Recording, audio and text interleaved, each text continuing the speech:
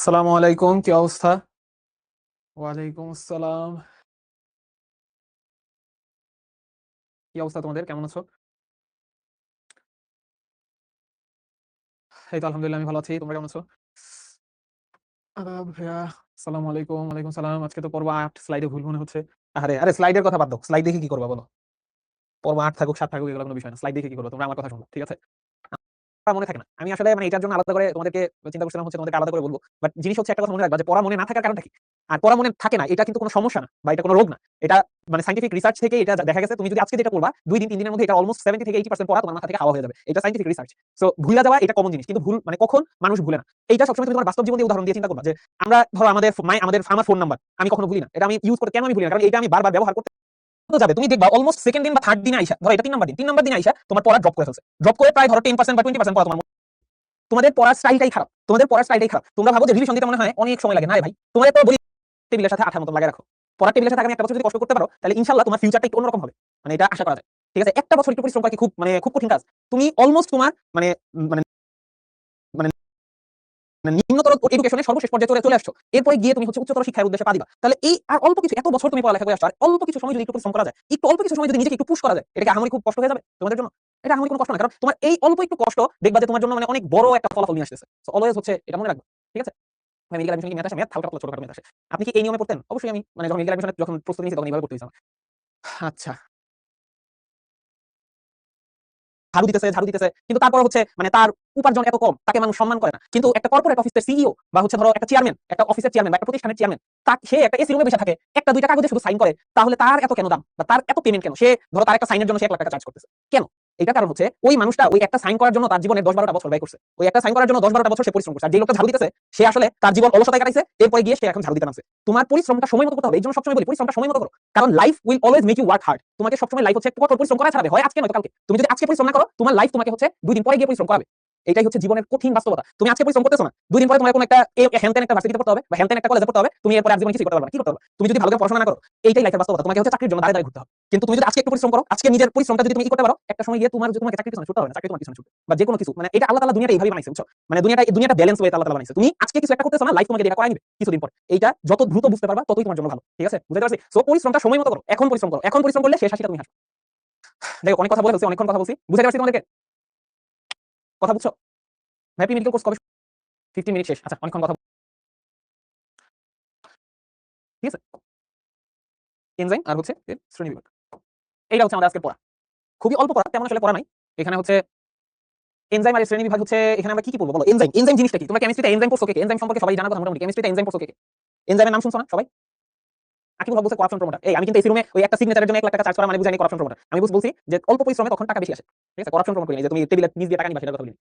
আচ্ছা। তো এনজাইমের কথা যেটা আমি বলছি সেটা হচ্ছে যে এনজাইম জিনিসটা হচ্ছে সহজ কথা হচ্ছে এক ধরনের প্রোটিন জাতীয় পদার্থ। এনজাইম জিনিসটা অলওয়েজ হচ্ছে একটা প্রোটিন। একটা প্রোটিন, তাই না? এনজাইম হচ্ছে একটা প্রোটিন। তো একটা প্রোটিন কি দিয়ে তৈরি হয়? তোমরা সবসময় হচ্ছে এটা বুঝতে পারছো যে প্রোটিন হচ্ছে আমার অ্যামিনো এসিড দিয়ে তৈরি হয় এবং অনেকগুলো অ্যামিনো এসিড পর সঞ্চিত হয়ে আমার হচ্ছে এই প্রোটিনটা তৈরি হয়, তাই তো? এখন কথা হচ্ছে তাহলে এনজাইম আসলে জিনিসটা আসলে কি কাজ করে? এনজাইমের কাজটা কি? আমরা একটু হালকা পাতলা এনজাইমের কাজ নিয়ে একটু আলোচনা করি। এইগুলা জিনিস আসলে তোমরা পারবা। এগুলা ইতিহাস, ঠিক আছে? ইতিহাস আসলে মানে এটা আমার তোমাদেরকে পড়ায় দেওয়ার দরকার নেই। ইতিহাস তোমরা নিজেরা পড়বা। কারণ তোমাদেরকে এখনকার যুগে যেটা সমস্যা হইছে যে তোমাদেরকে সবকিছু গিলায় দেওয়া লাগে। মানে সবকিছু গিলায় না দিলে তোমরা খাও না। সো এই জিনিসটা তোমরা পড়বা। আমি তোমাদেরকে হচ্ছে কিছু জিনিস বুঝাই। কিছু হালকা পাতলা জিনিস বুঝাই যেগুলা তোমাদেরকে কেউ বুঝাবে না। সেটা হচ্ছে আসলে এনজাইম কি কাজ করে? ধরো একটা বিক্রিয়া এ আর বি, এ আর বি বিক্রিয়া করে কি তৈরি হলো? বলো তো? এ আর বি বিক্রিয়া করে ধরো এই বিক্রিয়াটার মধ্যে এই দুইটাকে আমরা বলি সাবস্ট্রেট। মানে যারা বিক্রিয়া করে কোনো কিছু তৈরি করবে সেই দুইটাকে এই দুইটাকে আমরা বলতেছি সাবস্ট্রেট। এগুলোকে আমরা কি নাম দিচ্ছি? এগুলোকে আমরা বলি সাবস্ট্রেট। সাবস্ট্রেট। সাবস্ট্রেট এটা তোমরা সবাই জানো। এটার নাম হচ্ছে উৎপাদ। রাইট? এটা হচ্ছে উৎপাদ। এখন তোমরা যারা হচ্ছে অলরেডি কেমিস্ট্রির রাসায়নিক পরিবর্তন বা রাসায়নিক বিক্রিয়া চ্যাপ্টারটা পড়ছো তারা জানো যে এখানে আমার এ আর বি এই দুইটা বিক্রিয়া করে এ বি হইতে হইলে আমি তো এখানে বিক্রিয়াটা বলছি যে এ প্লাস বি এখানে এ বি তৈরি হয়ে গেছে। এখন এ আর বি বিক্রিয়া করে এ বি হইতে হইলে মাঝখানে একটা বাধা অতিক্রম করা লাগে। মাঝখানে একটা শক্তির বাধা অতিক্রম করা লাগে। শক্তির বাধা, এই শক্তির বাধাটাকে আমরা নাম দেই সক্রিয়ণ শক্তি। তোমার শক্তি লাগবে, একটা নির্দিষ্ট অ্যামাউন্টের শক্তি ছাড়া তো তুমি কখনো একটা বিক্রিয়া ঘটাইতে পারবে না। এটা তো স্বাভাবিক জিনিস। তার মানে এ আর বি এই দুইটা মিলে যখন এ বি তৈরি হবে মাঝখানে তাকে একটা শক্তির বাধা অতিক্রম করতে হবে। এটাকে একটা পাহাড়ের মতো লাগতেছে না? এই পাহাড়ের বাধাটা তাকে অতিক্রম করা লাগবে। এবং এই যে পাহাড়ের বাধাটা আছে সেটাকে আমরা বলি সক্রিয়ণ শক্তি। তার মানে এ বি সে যদি সক্রিয়ণ শক্তি অতিক্রম করে এই পর্যন্ত আসতে পারে তাহলে সে এ বি তে কনভার্ট হতে পারবে। ঠিক আছে? এখন কথা হচ্ছে ভাইয়া যে তাহলে আমার এখানে এনজাইমের কাহিনীটা কি? যখন আমি এই বিক্রিয়ার মধ্যে একটা এনজাইম এড করব, একটা এনজাইম এড করব, এই এনজাইমটা সে করবে কি? সে হচ্ছে এই যে এখানে যে সক্রিয়ণ শক্তিটা আছে, এই সক্রিয়ণ শক্তিটাকে সে কমায় দিবে। এই সক্রিয়ণ শক্তিটাকে সে কমায় দিবে। তাহলে আমরা কি বলতে পারি, উপরেরটা হচ্ছে আমি ধরলাম E1 আর নিচেরটা হচ্ছে E2। এখন তোমরা আমাকে বলো এটা হচ্ছে আমার E2টা কখন হয়? E2টা হবে যখন এনজাইমের উপস্থিতিতে। এখন তোমরা আমাকে বলো ভাইয়া E1 E2 কোনটার বাধা অতিক্রম করতে তুলনামূলক কম শক্তি লাগবে? এ আর বি মানে সময় কম লাগবে কোনটাতে? কোন প্রসেসটাতে সময় কম লাগবে? ভেরি গুড, সবাই খুব সুন্দর আনসার দিচ্ছ। আনসার হচ্ছে তাহলে এখানে আমার কি E2 তে আমার সময়টা কম লাগবে। তাহলে এখানে আসলে এনজাইমের কাজটা কি? এই এনজাইমটা আসলে এই বিক্রিয়াটাকে দ্রুত সংঘটিত হতে সাহায্য করে। এনজাইম নিজে কখনো পরিবর্তিত হয় না, বরং এনজাইম যেরকম আছে সেরকমই থাকে, সে শুধু এই সক্রিয়ণ শক্তিটাকে কমায় দেয়, এই বাধাটাকে সে কমায় দেয়, যেই কারণে এ আর বি মিলে এবি হইতে সময়টা কম লাগে। এইগুলাতে এনজাইম তুমি দিলেও হয় না দিলেও হয়। কিন্তু আমার নরমাল বডিতে আমার রাসায়নিক বিক্রিয়াগুলো, দেহের মধ্যে যত রাসায়নিক বিক্রিয়া হয় এগুলো এত আস্তে আস্তে হয়, যদি আল্লাহ তাআলা আমার দেহের মধ্যে এনজাইম তৈরি করার মতন মেকানিজম না দিত, তাহলে এই বিক্রিয়াগুলো হইতে আমার হাজার হাজার বছর সময় লাগতো। এখন তুমি আমাকে বলো একটা শ্বসনের মধ্যে অনেকগুলা বিক্রিয়া আছে না? তোমরা শ্বসন চ্যাপ্টার যারা পড়ছো বা শ্বসন সম্পর্কে যারা জানো, শ্বসনের মধ্যে 4টা ধাপ আছে। গ্লাইকোলাইসিস, তারপর হচ্ছে ক্রেবস চক্র, ইলেকট্রন প্রবাহতন্ত্র, Krebs electron probe, acetyl CoA আছে মাঝখানে। তো এই যে 4টা ধাপ, এগুলোর মধ্যে অনেকগুলো রাসায়নিক বিক্রিয়া আছে না? এখন এতগুলো রাসায়নিক বিক্রিয়া, প্রত্যেকটা বিক্রিয়া হইতে যদি আমার শত শত বছর সময় লাগে, তাহলে আমার একটা এটিপি মানে 36টা এটিপি তৈরি হইতে আমি মরে যাব। সহজ কথায় আমি মারা যাব। তার মানে আমার দেহের যতগুলো রাসায়নিক বিক্রিয়া হয় সবগুলোর জন্য এনজাইম থাকা মাস্ট এবং এটা অপরিহার্য। এবং এই এনজাইমগুলো কি দিয়ে তৈরি হয়? প্রোটিন দিয়ে তৈরি হয়। আমার দেহের যতগুলো এনজাইম আছে, আমার বডির এনজাইমগুলো সব প্রোটিন দিয়ে তৈরি হয়। ঠিক আছে? এখন তোমরা আমায় বলো এনজাইম কোন অঙ্গাণুতে তাহলে তৈরি হয়? তোমাদেরকে আমি বললাম যে এনজাইম হচ্ছে প্রোটিন। তাহলে এনজাইম কোন অঙ্গাণুটা এনজাইম তৈরি করবে? আমার কোষের কোন অঙ্গাণু এনজাইম তৈরি করবে? এটা বলো সবাই দেখি। কোন অঙ্গাণুটা এনজাইম তৈরি করবে? Good, ribosome. যারা হচ্ছে আলাদা আলাদা আনসার দিচ্ছ তারা তো ভুল করতেছো। কেন? কারণ হচ্ছে রাইবোজোম কেন? আমরা অলরেডি জানি রাইবোজোমকে আমরা কি বলি? রাইবোজোমকে আমরা বলি কোষের প্রোটিন ফ্যাক্টরি। রাইবোজোমকে আমরা কি বলি? রাইবোজোমের একটা ডাকনাম আছে না? রাইবোজোমের ডাকনাম কি? Protein factory. রাইবোজোমের ডাকনাম হচ্ছে প্রোটিন রাইবোজোমের মধ্যে। ঠিক আছে? এখন আমরা আরেকটু বেসিক জিনিস দেখি। তাহলে এনজাইম আসলে কিভাবে কাজ করে? আমরা এনজাইমের ক্রিয়া কৌশল নিয়ে একটু দেখি। আচ্ছা, এতটুকু তোমরা বুঝতে পারছো? এইটা একটু যদি তোমাদের সময় লাগে তোমরা খাতে নোট নিয়ে রাখতে পারো, যাদের স্ক্রিনশট নাও স্ক্রিনশট নিয়ে রাখতে পারো। মানে নোট নিতে চাইলে নোট নিতে পারো, এটা অবশ্য পিডিএফ তোমাদেরকে দিয়ে দেওয়া হবে, নোট নিতে না চাইলে সমস্যা নেই। কিন্তু এতটুকু বলতেছি যে এনজাইম আসলে তোমার বিক্রিয়াকে ত্বরান্বিত করতেছে। একটা বিক্রিয়াকে এনজাইম ত্বরান্বিত করে। অলওয়েজ মনে রাখবা যে এনজাইমের আসল কাজ কি? এনজাইমের আসল কাজ হচ্ছে এনজাইম বিক্রিয়াকে সবসময় ত্বরান্বিত করবে, কিন্তু নিজে অপরিবর্তিত থাকবে। এই বিষয়গুলো কিন্তু মনে রাখা খুব গুরুত্বপূর্ণ। একটু পরে আমি দেখাচ্ছি এটা কিভাবে হয়। নিজে অপরিবর্তিত একটা এনজাইমের ক্ষমতা নাই একটা বিক্রিয়া শুরু করা বা শেষ করা। এনজাইম সে হচ্ছে কাইন্ড অফ কেমন আমি তোমাকে বলি। এনজাইম হচ্ছে সেই এই জিনিসটা হচ্ছে ধরো কি বলবো? ধরো এই যে আমি হচ্ছে অলরেডি ইন্টারমিডিয়েট পাস করে চলে আসছি না? আমার ইন্টারমিডিয়েট বা এইচএসসি রেজাল্ট দিয়ে দিছে। আমি এইচএসসি পাস করে চলে আসছি। পরে পাস করে আমি এখন মেডিকেলে পড়তেছি। এখন আমি কি করতেছি তোমাদেরকে বলো তো? আমি তোমাদেরকে এখন এইচএসসি পড়া পড়াচ্ছি। এতে কি হইছে? এটা আমার কোনো লাভ হচ্ছে? মানে আমি তোমাদেরকে পড়ায় আমার কোনো এখানে কোনো লাভ হচ্ছে যে আমি এখান থেকে নলেজ পাচ্ছি? আমি কিন্তু কোনো নলেজ পাচ্ছি না। আমি অপরিবর্তিত রয়ে গেলাম। কারণ আমি তো অলরেডি এইচএসসি পাস করে চলে আসছি। কিন্তু এখানে তোমাদের কি লাভ হচ্ছে বলো তো? এখানে তোমরা হচ্ছে তোমাদের পড়াশোনাটা ত্বরান্বিত হচ্ছে। কারণ এই পড়াটা তোমরা যদি না বুঝে পড়ো তাহলে কি হবে? তোমার পড়তে অনেক সময় লাগবে। কিন্তু আমি তোমাদেরকে বুঝায় দেওয়ার পর এই পড়াটা পড়তে তোমাদের সময় কম লাগবে। তার মানে এখানে আমি কিন্তু অপরিবর্তিত রয়ে গেছি। আমি তোমাদেরকে জাস্ট পড়া শেষ করতে হবে। নিজেদেরকে পড়ে নিজেদেরকে পরীক্ষা দিতে হবে। আমি জাস্ট এখানে তোমাদেরকে হেল্পিং হ্যান্ড হিসেবে আছি। এখানে আমি হচ্ছি এনজাইম, তোমরা হচ্ছে এই যে এখানে সাবস্ট্রেট। এই সাবস্ট্রেটগুলো যখন তুমি পরীক্ষায় গিয়ে লিখে রেখে আসতে পারবে, সেটা হচ্ছে পরীক্ষার খাতাটা হচ্ছে তোমার প্রোডাক্ট বা উৎপাদ। ঠিক আছে? তার মানে পরীক্ষায় ভালো করার জন্য আমি হচ্ছি তোমার সহায়ক। এখানে আমি তোমার বিক্রিয়াটা শুরু করতে পারবো না, তোমার পর আমি শুরু করে দিতে পারবো না, তোমার পর আমি শেষ করতে পারবো না। আমি জাস্ট তোমাকে হেল্প করতে পারবো। তার মানে একটা এনজাইম বুঝতে পারলে তুমি এনজাইমের অনেকগুলো বৈশিষ্ট্য বুঝে গেছো। এই লাইনটুকু বুঝতে পারছো? আমি যা বুঝাইলাম এই লাইনটা বুঝতে এনজাইম প্রোটিন রাইট। ওকে, নাইম বলছে ভাই আপনার স্যালারিটা। আচ্ছা, এখানে কাহিনী আমি তোমাদেরকে উদাহরণ দিয়েছি কি দিয়ে? নলেজ দিয়ে। এখানে টাকার হিসাব দিয়ে আমি হচ্ছে তোমাদেরকে বলি নলেজের হিসাব। এই নলেজ দিয়ে আমার কোনো কাজে লাগবে? এই নলেজ আমার কোনো কাজে লাগবে না। আমি নলেজ পার করে চলে আসছি সেই হিসাবে বলছি। তারপরে আসো এখন নেক্সট যেটা যে এনজাইমের কার্যকৌশল বা ক্রিয়া কৌশলটা আমরা একটু দেখি। এনজাইম কিভাবে কাজ করে? আমার লেখা দেখা কেন? ক্রিয়া কৌশল। এখন এনজাইমের ক্রিয়া কৌশল আসলে দুই ধরনের হয়। ঠিক আছে? এনজাইমের ক্রিয়া কৌশল আমরা নরমালি দুই ধরনের পাই। প্রথমটা হচ্ছে তালাচাবি মতবাদ বা হচ্ছে মানে স্লাইট মডিফাইড তালাচাবি মতবাদ। তুমি এটা যেমনি নাম দিতে পারো, আবেশ মতবাদ বা মডিফাইড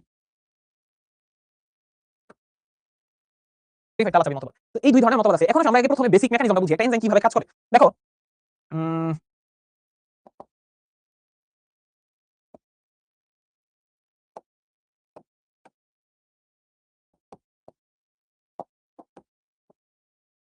ধরো এইটা হচ্ছে কি? এটা হচ্ছে একটা এনজাইম। ঠিক আছে? একটা স্পেশাল নামে রাখি। এই জায়গাটার নাম হচ্ছে অ্যাক্টিভ সাইট। অ্যাক্টিভ, আচ্ছা ইংলিশে লিখি। ইংলিশের ওয়ার্ড ইংলিশে লেখাই ভালো। সাবস্ট্রেট যেগুলো, এই যে আমি তোমাদেরকে বিক্রিয়ক যেগুলো, এই বিক্রিয়কগুলো হচ্ছে আমার এই অ্যাক্টিভ সাইটে এসে যুক্ত হবে। এনজাইমের অ্যাক্টিভ সাইটে এসে যুক্ত হবে। এখন আমার এই জায়গাটা দেখতে কেমন? একটু গোল্লা টাইপের না? ধরো আমি আরেকটা ছোট্ট গোল্লা আঁকাই। একটা ত্রিভুজ আঁকাইলাম। এই দুইটা হচ্ছে আমার কি? সাবস্ট্রেট। একটা হচ্ছে ধরলাম এ আর একটা ধরলাম বি। একটা এ সাবস্ট্রেট, একটা বি সাবস্ট্রেট। এখন নরমালি একটা বিক্রিয়া হইতে হলে আমার এ আর বি মিলিত হয়ে এবি হইতে হবে না? এখন তোমরা দেখো এই দুইটা অনেক দূরে দূরে আছে। তাহলে দুইটা জিনিস যদি দূরে দূরে থাকে বা স্বামী স্ত্রী যদি দূরে দূরে থাকে, তাদের মধ্যে ভালোবাসার বন্ধন তো হবে না এত সহজে, তাই না? তো ঠিক একইভাবে ধরো এই স্বামী স্ত্রী এরা হচ্ছে ঝগড়াঝাটি করে আছে, বুঝছো? তারা ঝগড়াঝাটি করে দূরে দূরে আছে। এখন যতদিন তারা দূরে দূরে থাকবে তাদের মধ্যে তো মানে আর কথাবার্তা হইতেছে না, তাহলে তো তাদের মধ্যে ধরো আবার সম্পর্ক তৈরি হওয়া সম্ভব না নতুন করে। তাহলে এখন কি হইছে? এখন এই এনজাইম মানে হচ্ছে এ হচ্ছে শ্বশুর, ধরো মানে শ্বশুর না, ধরো কি নাম দিবা? এটা ধরো হচ্ছে কেউ একজন, ধরো এখানে এটা হচ্ছে আমি, এখানে ধরো তুমি, আর এটা হচ্ছে তোমার জামাই। যদি জামাই না হয় যদি বউ হয় ধরো। তো আমি গিয়ে কি করলাম? আমি গিয়ে তোমাদের দুইজনের দুইজনে নিলাম, দুইজনের ডাইকা নিলাম, দুইজনকে কাছে ডেকে নিলাম। তাহলে কাছে ডেকে নি, এটা ধরো এনে বসাইলাম। হ্যাঁ, এটা তো খাপে খাপ মিলতেছে না। এটা একটু খাপে খাপ মিলাই দিই, হ্যাঁ, না মিলাইলে আবার দুজনকে কাছে রাখলাম। কাছে রাখার কারণে এতদিন তোমরা নিজেরা কথা বলো নাই, নিজেরা কথা না বলার কারণে দূরে দূরে ছিলা, বিক্রিয়া তখন হইতে পারে নাই। তো আমি যখন কাছে রাখলাম তখন প্রথমবারের মতো তোমরা দুজনকে দেখলা, অনেকদিন পরে, ধরো 10 বছর পরে তোমরা দুজনকে দেখলা। দেখার কারণে তখন তোমাদের মধ্যে একটা মহব্বত তৈরি হলো, তোমাদের মধ্যে একটা মানে হলো না, আমি তো আমার বউরে অনেক ভালোবাসি বা আমি আমার জামাই অনেক ভালোবাসি। তো দুজনকে আমি অনেক সুন্দর করে বুঝাইলাম, অনেক সুন্দর করে বুঝানোর পরে কি হলো, বুঝানোর পরে দেখা গেল এরা যেহেতু কাছাকাছি চলে আসছে, কাছাকাছি আসার কারণে আলটিমেটলি দেখা গেছে এখানে তোমার কি হয়ে গেল, যা হওয়াটাই হলো, তারা হচ্ছে মিলিত হয়ে গেল। ঠিক আছে, তারা হচ্ছে কি হয়ে যাবে, এখন হচ্ছে এইটা তো হচ্ছে এর মতন আবার আগের মতন চেঞ্জ হয়ে বসে থাকবে, সে আনচেঞ্জ অবস্থায় বসে থাকবে। ঠিক আছে, সে আবার আনচেঞ্জ অবস্থায় বসে থাকবে, সে তারা দুজন মিলিত মিলাই দিয়েছে, যেহেতু আমি মিলাই দিলাম তোমাদেরকে, মিলাই দেওয়ার পর আমি আমার বাসায় চলে গেলাম। ঠিক আছে, এইটাই হচ্ছে তোমার এনজাইমের বেসিক মেকানিজম। আরেকবার সুন্দর করে বলি, প্রথমে সে কাছে আসে, তারা দুজন দূরে দূরে ছিল, দূরে দূরে স্বামী স্ত্রী থাকার কারণে তাদের মধ্যে সম্পর্ক ছিল না, তারা বিক্রিয়া করতে চাইতেছে না। এরপরে কি করছে, আমি গেলাম, আমি গিয়ে তোমাদের দুজনকে ডেকে কাছে বসাইলাম, কাছে বসানোর কারণে দুজন দুজনের চেহারা দেখার কারণে কি হলো, তোমাদের মধ্যে একটা সুন্দর ভালোবাসার সম্পর্ক তৈরি হলো, ভালোবাসার সম্পর্ক তৈরি হওয়ার কারণে তোমরা আবার সুখে সংসার করা শুরু করলে, আমি ফেরত চলে গেলাম। ঠিক আছে, তোমাদের দিকে তাকিয়ে তাকিয়ে আমি একটা হাসি মুখ দিয়ে সুন্দর করে ফেরত চলে গেলাম, অপরিবর্তিত হয়ে গেলাম। তো এইটাই হচ্ছে এনজাইমের কাজ। ঠিক আছে, তো এনজাইমের বেসিক মেকানিজম যদি আসে ঠিক এইভাবে তিনটা চিত্র আঁকাবা, আমি এখানে একটা চিত্র দিয়ে দেখাইছি, তিনটা চিত্র আঁকাবা। ঠিক আছে, তিনটা চিত্র বলতে প্রথমে এইটা দেখাবা, তারপরে দেখাবা তারা দুইটা যেখানে অ্যাটাচ হইছে এটা দেখাবা, তারপরে লাস্টে গিয়ে এরকম একটা বিক্রিয়া হয়ে গেছে এটা দেখাবা। ঠিক আছে, সহজ না? এতটুকু বুঝছো? এতটুকু বুঝলে বাকি দুইটা জিনিস সহজ, বাকি দুইটা মতবাদ একদম বুঝানো সহজ। বুঝতে পারছো? আচ্ছা, বুঝার চেষ্টা করি। আচ্ছা, মতবাদ দুইটা বুঝার চেষ্টা করি। কেউ আবার এখান থেকে নেগেটিভ কোনো মানে উল্টাপাল্টা কোনো মানে চিন্তা ভাবনা মাথায় আনো না। ঠিক আছে, এটা কিন্তু স্বামী স্ত্রীর ঝগড়াঝাটি হয়েছিল এই কারণে। ঠিক আছে, বাট এটা মনে তুমি ধরো তোমরা যারা হচ্ছে আমার স্টুডেন্ট, তোমরা আমাকে অনেক সম্মান করো, তার মানে আমি যদি তোমাদেরকে একটা কিছু বলি তোমরা সেই কথাটা শুনবা, তাই না? তার মানে আমার মধ্যে তোমার মধ্যে মনের মধ্যে আমার প্রতি একটা সফট কর্নার আছে, একটা রেসপেক্ট কাজ করে। ঠিক একইভাবে তালা চাবির মতবাদটা হচ্ছে এরকম, চাবি যে দিয়ে যেমন একটা নির্দিষ্ট তালা খোলা যায়, ঠিক একইভাবে এই যে স্বামী স্ত্রী তাদের মধ্যে যে ঝগড়াঝাটিটা হয়েছিল, এখন এই ঝগড়াঝাটি মিলানোর জন্য আমি ছাড়া ধরো এখন গেল হচ্ছে ধরো মেয়ের মা গেল, এই জায়গায় যদি মেয়ের মা যায়, তুমি আমার বলো স্বামী স্ত্রীর ঝগড়া কি আরো বাড়বে না? মানে মেয়ের মা গিয়া স্বামীরে গিয়ে বলবে তুই তুই হচ্ছে কোন বাপের বেটা, তুই আমার মেয়ের হচ্ছে দোষ দিছিস। আর ধরো মেয়ের কানে গিয়ে বলবে তুই ছেলের ছেলে, আর ওইদিকে ধরো হচ্ছে এই ছেলের মা যদি আসে তাহলে তার অবস্থা খারাপ, এই কোন কালো মেয়ে করে আছে আমার ছেলের, এই সেই হাত দিয়ে এইসব বলে মানে এইটার কাহিনী আরো খারাপ করে দিবে। তাহলে ওই দ্বারা আনলে তো ওই দুজন আনলে তো আমার লাভ নাই, ছেলে মা বা মেয়ের মা আনলে তো আমার লাভ নাই, আমার এখানে লাগবে হচ্ছে আমাকে লাগবে, কারণ আমি তোমাদেরকে মিলাই দিতে পারবো। কারণ কি, কারণ আমার মধ্যে নির্দিষ্ট জায়গা আছে, আমি সিচুয়েশন বুঝে কথা বলতে পারবো। তার মানে তালাচাবি মতবাদটা এরকম, এই যে সাবস্ট্রেটগুলো, এই সাবস্ট্রেটগুলো এইটার জন্য এখানে একটা নির্দিষ্ট জায়গা আছে, এইটার জন্য এখানে একটা নির্দিষ্ট জায়গা আছে, এরা জায়গা মতো এখানে অ্যাটাচ হয়ে যেতে পারবে। এটাই হচ্ছে তালাচাবি মতবাদ। তালা দিয়ে যেমন একটা নির্দিষ্ট এনজাইম খুলতে মানে চাবি চাবি দিয়ে যেমন একটা নির্দিষ্ট তালা খোলা যায়, ঠিক একইভাবে এইগুলো জায়গার মতো মানে এই অ্যাক্টিভ সাইটগুলো এই সাবস্ট্রেট অনুযায়ী সাইজ অনুযায়ী এখানে বিরাজ থাকে, মানে বিদ্যমান থাকে, যে কারণে এখানে বিক্রিয়াটা সহজ হয়। ঠিক আছে, তাহলে মডিফাইড তালাচাবি কোনটা? মডিফাইড তালাচাবি হচ্ছে, এটা আমি তোমাদেরকে বুঝাই, এই হচ্ছে একটু স্পেশাল টাইপের গার্ডিয়ান। স্পেশাল টাইপের গার্ডিয়ান হচ্ছে ধরো এ হচ্ছে এরকম, বুঝছো, এ হচ্ছে এরকম। এখন ধরো প্রথম ধরো বিক্রিয়ক হচ্ছে এরকম দেখতে। এখন এই জিনিসটা হচ্ছে ধরো একটা ছেলে, সে বেকার, এখন সে একটা প্রস্তাব নিয়ে গেছে, ধরো এটা হচ্ছে মানে মেয়ের বাবা, এটা হচ্ছে ছেলে। ঠিক আছে, তো ছেলে বেকার, সে মেয়ের কাছে, মেয়ের বাবার কাছে প্রস্তাব নিয়ে গেছে, আমি হচ্ছে আপনার মেয়েকে বিয়ে করতে চাই। ঠিক আছে, তো মেয়ের বাবার কাছে বিয়ে করার জন্য সে প্রস্তাব নিয়ে গেছে, কিন্তু ছেলে বেকার, যেহেতু মেয়ের বাবা কি করবে, তারা দিবে না। আচ্ছা, এখন কাহিনী হচ্ছে এক দুই বছর ছেলে মনে অনেক জেদ যে আমার রিজেক্ট, এখন আমি হচ্ছে অনেক পড়াশোনা করবো। তো পড়াশোনা করে সে কি হয়ে গেল, সে হয়ে গেল বিসিএস ক্যাডার। সে কি হয়ে গেল, সে হয়ে গেল বিসিএস ক্যাডার। এখন সে যখন বিসিএস ক্যাডার হয়ে গেল, সে এখন আবার প্রস্তাব পাঠাইছে। এতদিন কিন্তু মেয়ের বাপ এই ছেলেটা পছন্দ করতো, দেখছো, আমি পছন্দ কিন্তু করে না, দুইটার মধ্যে কোনো মিল নাই। কিন্তু এখন ছেলে যখন বিসিএস ক্যাডার হয়ে গেছে, তখন মেয়ের বাপ সুন্দর করে তার রূপ চেঞ্জ করে ফেলছে, সুন্দর করে তার রূপ চেঞ্জ করে ফেলে, রূপ চেঞ্জ করে বলছে আসো বাবা আমার মেয়েকে বিয়ে করো। তো এখন কি হবে, এখন এখানে বিক্রিয়া হবে, এটা হচ্ছে মডিফাইড তালাচাবি, মানে এখানে এনজাইম তার রূপটা চেঞ্জ করে, মানে এই সাবস্ট্রেটের আকর্ষণে বা সাবস্ট্রেটের যে তোমার প্রভাবে সে হচ্ছে তার আকৃতি চেঞ্জ করে সাবস্ট্রেটকে বিক্রিয়া ঘটাতে সাহায্য করে। এই দুটো জিনিস বুঝাইতে পারছি? বুঝছো, ভুল হবে কখনো?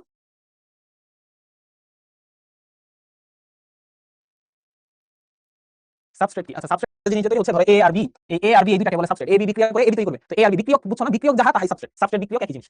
ঠিক আছে, তো এখানে আসলে লেখার মতন কি, লেখা তুমি হচ্ছে জাস্ট এই চিত্র আঁকাবা, দুইটা চিত্র আঁকাবা, একটা চিত্র দেখাবা এরকম, ধরো এই যে এরকম একটা চিত্র দেখাবা, এই প্রথম চিত্রে বোঝা যাচ্ছে যে এখানে সাইজের সাথে মিলতেছে না, তাহলে এখানে লাগবে না। আর দ্বিতীয় চিত্রে এখানে কি দেখাবা, এখানে দেখা যাবে এরপরে যখন এই বিক্রিয়কটা কাছাকাছি গেছে তখন তার রাসায়নিক পরিবর্তন হয়েছে, রাসায়নিক পরিবর্তন হওয়ার কারণে তার সাইজ চেঞ্জ হয়ে গেছে এবং সে গিয়ে অ্যাটাচ হয়ে যাবে। এটা আমি পরে আবার আসতেছি, এটা লেখার কি কৌশল এটা আমি আবার দেখাবো। তোমরা জাস্ট বেসিক মেকানিজমটা আমি তোমাদেরকে বুঝাই দিলাম। ঠিক আছে, যে বেসিক মেকানিজমটা। এখন আসে এনজাইমের বৈশিষ্ট্য, এনজাইমের বৈশিষ্ট্য। আচ্ছা, এনজাইমের বৈশিষ্ট্যটা কি? সহজ কথায় এনজাইম হচ্ছে প্রোটিনধর্মী। প্রথম কথা, এনজাইম হচ্ছে প্রোটিনধর্মী এবং এনজাইমের মধ্যে কি হয়, কলয়েড হিসেবে অবস্থান করে। কলয়েড মানে কি? কলয়েড মানে তোমরা ছোটবেলায় পড়ে আসছো, কলয়েড মানে হচ্ছে পানি আকর্ষী পদার্থ, যেগুলো পানি আকর্ষী। তার মানে এদের হচ্ছে আসলে পানির প্রতি আকর্ষণ থাকে এবং এদের সাইজ কত থাকে জানো? 2 থেকে 1000 ন্যানোমিটারের মধ্যে, নরমালি 2 থেকে 1000 ন্যানোমিটারের মধ্যে কলয়েড পার্টিকেলগুলোর সাইজ হয় 2 থেকে 1000 ন্যানোমিটারের মধ্যে এবং এরা অনেক বেশি পানিকে টানতে পারে। ঠিক আছে, অনেক বেশি পানিকে টানতে পারে।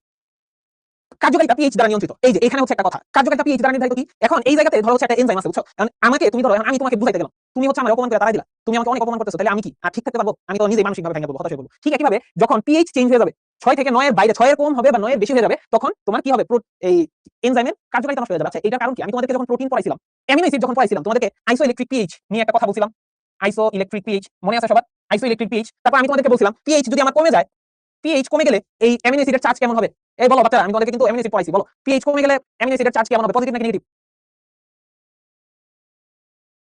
অ্যামিনো অ্যাসিডের কাজ যারা করে আসছো, পজিটিভ। এই তো ভেরি গুড। পিএইচ যখন হচ্ছে, পিএইচ যখন কম তখন হচ্ছে ইয়া কি হবে, পজিটিভ। এই যারা নেগেটিভ বলে এরা বুঝে না, তারা হচ্ছে আবার ক্লাস করে আসবা, আগের ক্লাস আবার করে আসবা। অ্যামিনো অ্যাসিড কি চার্জ হবে? পজিটিভ চার্জ বিশিষ্ট হবে, ঠিক আছে? পজিটিভ চার্জ, কারণ এখানে তো আমার হাইড্রোজেন আয়ন বেশি, পিএইচ কম মানে কি হাইড্রোজেন প্লাস আমার বেশি, তার মানে পজিটিভ চার্জ বেশি, তার মানে অ্যামিনো অ্যাসিডের চার্জ হয়ে যাবে পজিটিভ। আর যদি পিএইচ বেশি থাকে মানে 7 এর উপরে থাকে তখন কি হবে? তখন হয়ে যাবে নেগেটিভ চার্জ বিশিষ্ট। তাহলে তোমরা আমাকে বলো এখানে যখন অ্যামিনো অ্যাসিডের চার্জ যদি চেঞ্জ হয়ে যায় তাহলে প্রোটিনের মধ্যে একটা চেঞ্জ চলে আসবে না? কারণ প্রোটিন তো তৈরি হচ্ছে অ্যামিনো অ্যাসিড দিয়ে। তাহলে এইখানে একটা এনজাইম হচ্ছে প্রোটিন দিয়ে তৈরি। এখন আমি যদি পিএইচ কে ঠিকঠাকভাবে নিয়ন্ত্রণ করতে না পারি তাহলে একটা এনজাইমের স্ট্রাকচারটাই পরিবর্তন হয়ে যাবে। এনজাইম কি ঠিকমতো কাজ করতে পারবে? ধরো একটা এনজাইম নেগেটিভ ভাবে তার কাজ করার কথা কিন্তু সে পজিটিভ হয়ে গেছে, পিএইচ তুমি কমাই দিছো যে কারণে সে পজিটিভ হয়ে গেছে। এখন কি সে আর ঠিকমতো কাজ করতে পারবে? সে আর ঠিকমতো কাজ করতে পারবে না। সে সবচেয়ে বেশি ক্রিয়াশীল থাকে 6 থেকে 9 এর মধ্যে, পিএইচ যখন 6 থেকে 9 থাকে তার মধ্যে সে ক্রিয়াশীল থাকে। এই কারণে হচ্ছে যে কোনো প্রোটিন জাতীয় জিনিসের সবসময় পিএইচটা মেইনটেইন করা অনেক জরুরি। প্রোটিন জাতীয় জিনিস যতগুলো আছে আমার বডির পিএইচ যদি চেঞ্জ হয়ে যায় সবচেয়ে বেশি ক্ষতিগ্রস্ত হয় আসলে প্রোটিনগুলো, বুঝছো? আমি তোমাদেরকে বলতে চাচ্ছি এবং দেখবা হচ্ছে পিএইচ চেঞ্জের কারণে তোমার যে মেটাবলিক অ্যাসিড সেলগুলো অনেক কিছু হয়, এগুলো বুঝালাম না, জাস্ট হচ্ছে মনে রাখো আর কি।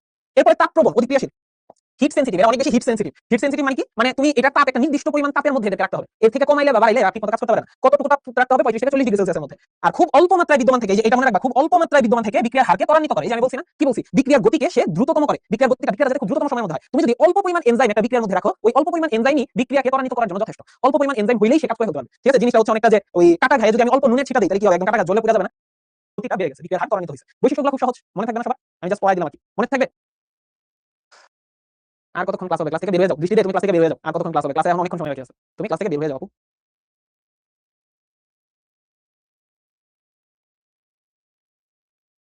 ওকে, 5টা লিখলে 5টা হচ্ছে সবচেয়ে ইম্পর্টেন্ট, বুঝছো? এই 5টা হচ্ছে সবচেয়ে ইম্পর্টেন্ট। এনজাইম দেখতে কেমন? এনজাইম দেখতে তোমরা, আমি তোমাদের বলি, তোমরা প্রোটিনের স্ট্রাকচার পড়ছো না? Primary, secondary, tertiary, quaternary. ওই কোয়াটারনারি, টারশিয়ারি এগুলো হচ্ছে এনজাইম, ঠিক আছে? আমরা আপাতত চ্যাট বক্স অফ রাখতেছি, ঠিক আছে? চ্যাট বক্স অফ রাখতেছি, ঠিক আছে? এখন আসো, এই যে এখানে বাদবাকি আরো একটা বৈশিষ্ট্য আছে, এই 5টা বৈশিষ্ট্য না, আরো বৈশিষ্ট্য বলতেছি।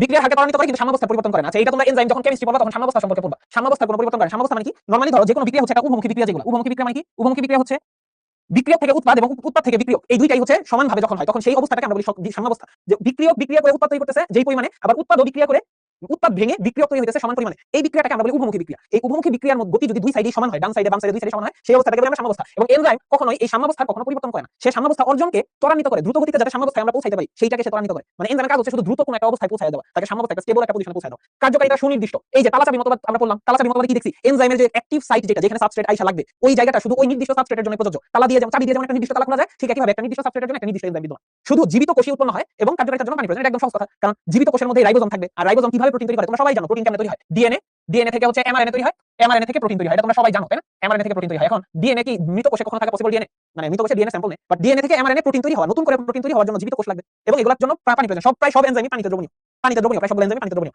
আচ্ছা, আর ইউভি রশ্মির উপস্থিতিতে এনজাইমের কার্যকারিতা নষ্ট হয়, এটা তো কমন জিনিস। ইউভি রশ্মির উপস্থিতিতে আমাদের শরীরে অনেক ক্ষতি হয়, আমাদের সুস্থ সেলগুলো অনেক সময় নষ্ট হয়ে যায়, ঠিক আছে? ইউভি রশ্মি থেকে বাঁচার জন্য আমাদের বায়ুমণ্ডলে কোন স্তর বিদ্যমান?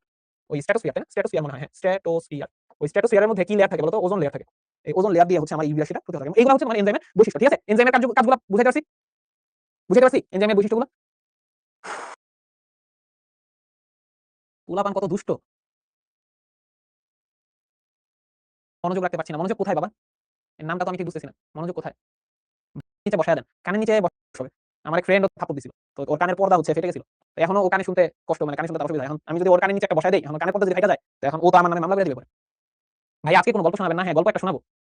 তোমরা কি আমার একটা গল্প শোনাতাম, কিন্তু এটার ভিডিও হচ্ছে শিবু জিবু গ্রুপে কে জানি কোন ফাজিলা জানি দিয়ে দিছে। তোমরা যে হচ্ছে কত দুষ্টু, তোমরা হচ্ছে মানে উল্টাপাল্টা জিনিস হচ্ছে পোস্ট করে দাও।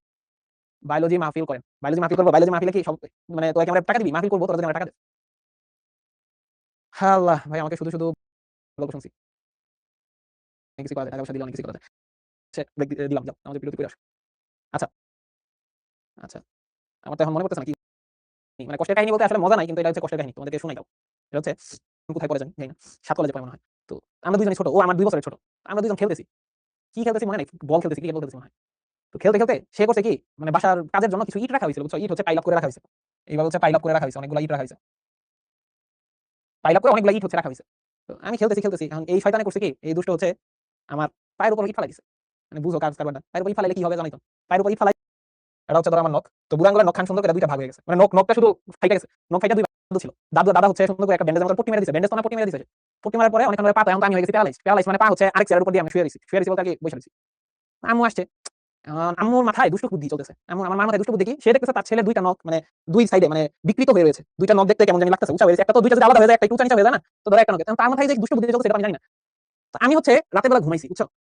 রাতের বেলা অনেক আমি ঘুমাই পড়ছি, সকালে ঘুম থেকে উঠছি, সকালে ঘুম থেকে উঠা আমার নখের কাছে গিয়ে দেখি, আমার নখের দিকে আবার তাকায় দেখি আমার নখের হাফ পার্ট গন, মানে হাফ পার্ট নাই, এতটুকু পার্ট নাই,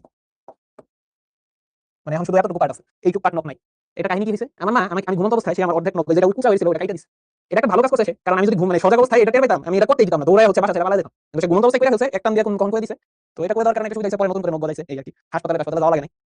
তো এই একটা কাহিনী বাবা মজা যাই হোক ব্যাপার না, এগুলো আমার অনেক সময় করে টিউশন করে।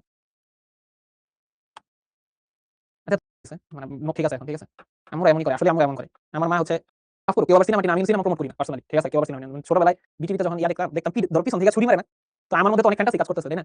আমি করছি কি কলম আছে না, কলমটা খুইলা আমি তো ফ্যান্টাসিতে আছি, আমি এখন মানে বিশাল বড় ভিলেন, আমার মায়ের পিছনে গিয়ে একটা গুতা মারছি, মানে আমার মা তো ব্যথায়, আমি তো দিছি দৌড়, আমার মা আমার পিছনে দিছে দৌড়, আমার পিছনে দৌড় দিয়ে আসি আমার ঝাড়ু দিয়ে তো মাই দিছে। ওই দিন মায়ের আমি ভুলিনি আজও ভুলিনি। যাই হোক এগুলা বিষয়গুলো দুষ্ট কথাবার্তা, এগুলো দুষ্টামি কেউ করো না আবার, এগুলো হচ্ছে বললাম জাস্ট তোমাদেরকে, এগুলো দুষ্টামি করো না। ধর্ম অনুসারে সাবস্ট্রেটের ধর্ম মানে কি, এই যে আমার বিক্রিয়ক আমরা যেগুলো বলি বিক্রিয়ক, এই বিক্রিয়কটা কেমন সেটার উপর ভিত্তি করে আমরা এনজাইম ধর্ম অনুসারে সাবস্ট্রেটের ধর্ম মানে কি, এই যে আমার হয়ে গেছি। সো এখন কেউ এগুলো দুষ্টামি করো না। সুক্রেজ ইউরিয়াস আর্জিনাস লাইপেজ প্রোটিয়াস এগুলো হচ্ছে সাবস্ট্রেটের ধর্ম অনুসারে। সাবস্ট্রেটের ধর্ম মানে কি, এই যে আমার বিক্রিয়ক আমরা যেগুলো বলি বিক্রিয়ক, এই বিক্রিয়কটা কেমন সেটার উপর ভিত্তি করে আমরা এনজাইম গুলোর নাম করতে পারি। যেমন সুক্রেজ, এটা নাম শুনে তুমি বুঝতেছো এখানে সাবস্ট্রেট কি হবে, সুক্রোজ, সুক্রোজকে ভাঙার জন্য আমরা সুক্রেজ ইউজ করি। ইউরিয়াস এখানে সাবস্ট্রেট কি হবে, ইউরিয়া। তারপরে হচ্ছে আর্জিনেজ, এখানে সাবস্ট্রেট কি হবে, আর্জিনিন, আর্জিনিন নামক আমরা ওই যে অ্যামিনো অ্যাসিড পড়ছি আর্জিনিন। লাইপেজ, লাইপেজের সাবস্ট্রেট কি হবে, লিপিড। তারপর হচ্ছে প্রোটিয়েজ, প্রোটিয়েজের মধ্যে সাবস্ট্রেট কি হবে, প্রোটিন। তার মানে আমরা এখানে সাবস্ট্রেটের ধরন অনুসারে আমরা এনজাইমকে নামকরণ করতে পারি। সুক্রোজকে ভাঙার জন্য সুক্রেজ ইউজ করি, ইউরিয়াকে ভাঙার জন্য ইউরিয়াস ইউজ করি, আর্জিনিনকে ভাঙার জন্য আর্জিনেজ ইউজ করি, লিপিডকে ভাঙার জন্য লাইপেজ ইউজ করি, প্রোটিনকে ভাঙার জন্য প্রোটিয়েজ ইউজ করি। ঠিক আছে, তো এটা মনে রাখবা বিক্রিয়ার ধরন অনুসারে। আচ্ছা বিক্রিয়ার ধরন অনুসারে এটা তোমাদেরকে একটু মানে ছোট করে মনে রাখতে হবে। সেটা হচ্ছে আমি তোমাদেরকে আগে একটা বেসিক ধারণা দিই। সেটা হচ্ছে বেসিক ধারণা কি, বেসিক ধারণা হচ্ছে আমাদের যে একটা এনজাইম, এনজাইমকে আমরা আসলে দুইটা ভাগে ভাগ করতে পারি। এনজাইমকে আমরা দুইটা ভাগে ভাগ করতে পারি। এনজাইমকে দুইটা ভাগে ভাগ করতে পারি। কি কি দুইটা ভাগ তোমাদের কাছে সময় চাই?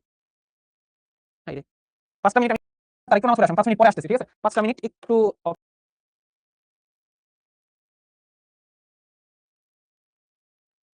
তার মানে সরলটা হচ্ছে মধ্যে শুধু প্রোটিন থাকবে আর যৌগিকের মধ্যে প্রোটিন প্লাস অন্য কিছু থাকবে। এখন এই প্রোটিন প্লাস অন্য কিছু, এই যে এই অন্য কিছু যেটা, এই অন্য কিছুর উপর ভিত্তি করে যৌগিকের আবার কতগুলা, তাহলে যৌগিকের যে পার্টটা, যৌগিকের ক্ষেত্রে আমরা নরমালি এনজাইমটাকে নাম দেই হলো এনজাইম। হলো মানে পুরো এনজাইমটাকে আমরা বলি হলো এনজাইম। এখন এই হলো এনজাইমের আবার হচ্ছে দুইটা পার্ট, হলো এনজাইমের দুইটা পার্ট। এনজাইম অ্যাপো এনজাইম কোনটা, এই যে আমি বলছি যৌগিকটা হচ্ছে প্রোটিন দিয়ে তৈরি আর হচ্ছে অন্য কিছু দিয়ে তৈরি, এই প্রোটিন পার্টটুকুকে আমরা বলি অ্যাপো এনজাইম। তার মানে এটা হচ্ছে আমার প্রোটিন পার্ট, অ্যাপো এনজাইমটা হচ্ছে আমার প্রোটিন পার্ট। আর অন্য কিছু যেটা, সেই অন্য কিছুকে আমরা নাম দেই হচ্ছে, সেই অন্য কিছুর নাম হচ্ছে তোমার প্রস্থেটিক গ্রুপ। এই প্রস্থেটিক গ্রুপটা কি হবে তাহলে, প্রস্থেটিক গ্রুপটা হচ্ছে অপ্রোটিন জাতীয় যৌগ, মানে অপ্রোটিন জাতীয়। এই প্রস্থেটিক গ্রুপটা হচ্ছে অপ্রোটিন জাতীয়। আচ্ছা আমরা একটু এদিকে নিয়ে আসি। হ্যাঁ, তো প্রস্থেটিক গ্রুপটা কি, প্রস্থেটিক গ্রুপটা হচ্ছে অপ্রোটিন জাতীয়, একটা প্রোটিন পার্ট একটা অপ্রোটিন পার্ট, এই দুইটা মিলে আমার তৈরি হয় হলো এনজাইম। এখন এই প্রস্থেটিক গ্রুপের আবার এইটাকে আমরা ভাগ করতে পারি দুইটা, মানে প্রস্থেটিক গ্রুপ কেমন হবে সেটার উপর ভিত্তি করে আমরা দুইটা ভাগে ভাগ করতে পারি। কি কি হবে, কেমন হয়ে যায় আমার জিনিসপাতি, যৌগ বা জৈব, এই দুই ধরনের হতে পারে, অজৈব হতে পারে জৈব হতে পারে। যখন সেটা অজৈব হবে তখন সেটার নাম আমরা দেই হচ্ছে কো ফ্যাক্টর। যখন সেটা অজৈব তখন সেটার নাম দেই আমরা কো ফ্যাক্টর, আর যখন সেটা জৈব তখন সেটার নাম দেই কো এনজাইম।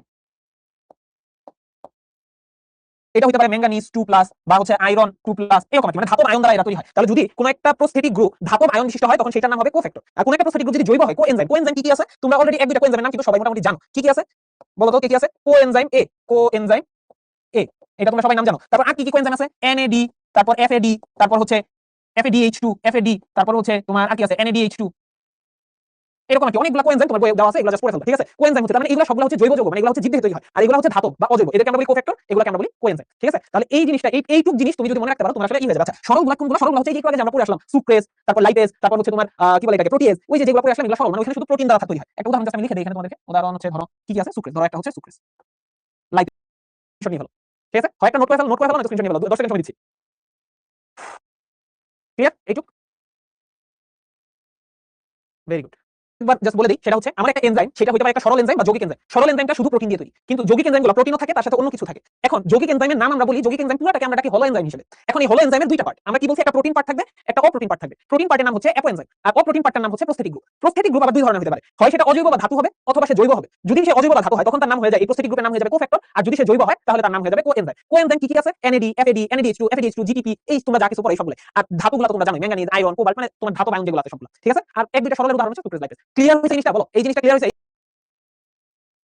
ভাইয়া প্রচুর নেট ডাকতেছে এবং বৃষ্টি হচ্ছে, হাই হাই আমি তাহলে বাসায় যাবো কেমনে? আল্লাহ, এখন আমি হচ্ছে এই হালতে দিন কাটাইতেছি, একটা ছাতা কিনতে কি পড়াইতেছিলাম আমি তো ভুলে গেছি।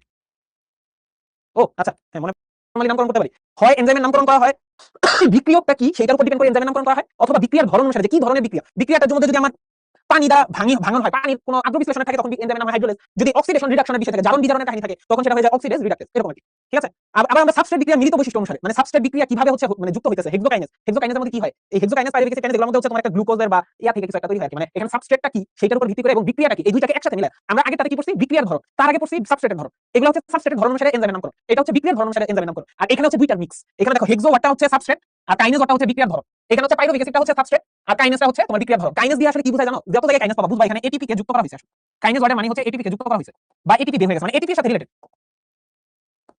এটিপির সাথে রিলেটেড ঠিক আছে এটাই আর কি কাহিনী ঠিক আছে তো দুইটা মিলিত হবে আমরা হচ্ছে এইভাবে নামকরণ করতে পারি ঠিক আছে মনে থাকবে পড়ে নিবা বাকি পড়া নিজে পড়বা ঠিক আছে বলো বুঝছো ওই হলো এনজাইম আর যৌগিক কথা একই কথা ঠিক আছে হলো এনজাইম যৌগিক জিনিস একই কথা এগুলো আলাদা ব্যাপার দরকার নেই যা পড়া দিচ্ছি এই স্লাইডটা পড়বা আমার এই স্লাইডটা তুমি যদি মনে রাখতে পারো আল্লাহর হস্তে তোমার পড়া হয়ে গেছে কমপ্লিট ওকে এখন আসো আমরা এই যেগুলো সব কোএনজাইমের নাম এই কোএনজাইমগুলোর নাম কিন্তু লাগবে পুনরূপ সহ FADH2 FADH2 যেখানে H2 যুক্ত করা হয়েছে তার মানে এটা হচ্ছে বিজারিত বা রিডিউসড H2 মানে হচ্ছে বিজারিত বা রিডিউসড ঠিক আছে এটা মনে রাখবা এনজাইমের কাজ করার পর এই চিত্রটা তোমাদের পরীক্ষা খাতায় আঁকাতে হবে মানে এই ধাপটা যে এখানে দেখো এই চিত্রটা একটু সবাই পরীক্ষা খাতায় আঁকাবে আমি তোমাদেরকে যেভাবে দেখাইছিলাম এরকম এই টাইপের চিত্র আঁকাতে হবে ঠিক আছে এগুলো কত বানায় চিত্র আঁকাইছি এগুলো এটা মনে রাখবা তালাচাবি এই চিত্র লাগবে না এটা দরকার নাই এটা জাস্ট তোমাদেরকে তালাচাবি মতবাদ বোঝানোর জন্য অলরেডি বুঝাই ফেলছি তোমাদেরকে তালাচাবি মতবাদ এটা আর কিছু দরকার নাই এইটা হচ্ছে ইনডিউসড ফিট মডেল ওই যে বিসিএস ক্যাডার আগে ছিল ছেলে বেকার এই যে দেখো এটার মধ্যে এই যে এ হচ্ছে বেকার ছেলে এ হচ্ছে বিসিএস ক্যাডার ছেলে বাপ প্রথমে মেয়ে পছন্দ করতো কিন্তু মেয়ে তো মনে মনে আবার এই ছেলেটা পছন্দ করে তো এরপর কি হয়েছে দেখো এই জায়গা চেঞ্জ হয়েছে যখন সে হচ্ছে আমার এখানে একটু কাহিনী হয়েছে মানে এখানে তো আচ্ছা এটা মেয়ে হিসেবে চিন্তা করো মানে ছেলে মেয়ে আসছে যে বাবা আমি তো পছন্দ করি তুমি হচ্ছে কি করবা কিনা এখন আবেশ প্রক্রিয়ার মাধ্যমে ওই জায়গাটা চেঞ্জ হয়ে যায় এবং চেঞ্জ হওয়ার মাধ্যমে নতুন করে কাজ হয় আচ্ছা যাই এগুলো আমরা না পড়ি এগুলো পড়া হয়ে গেছে আচ্ছা এখন এখানে কাহিনী আচ্ছা একটু দাঁড়াও এখানে কি জানি 2 মিনিট একটু সময় দিতে হবে তোমাদের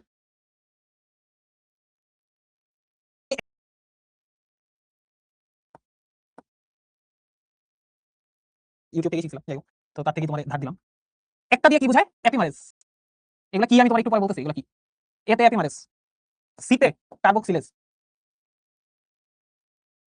এইচতে হাইড্রোলেজ ওতে অক্সিডো রিডাক্টেজ